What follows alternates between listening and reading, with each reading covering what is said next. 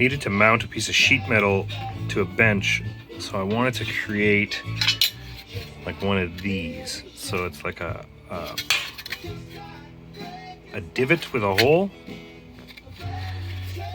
and so I bent this piece of, I think this is stainless, so it fits in the back there. It's my chip tray. I just wanted one screw that was flush. So this is what I wanted here. So when I swept it or cleaned it out or went like this, it would be flat. Sorry. Get in there. It's tight fit.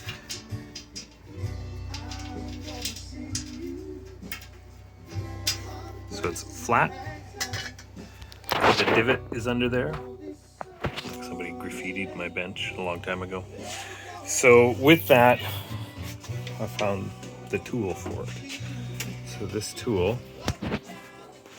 has a little divot, and the first thing it'll do is it'll stretch that to a point where it snaps. Let's grab a piece of scrap here. So it goes in, it goes through. When it goes through, the first thing it does is it punctures that flap.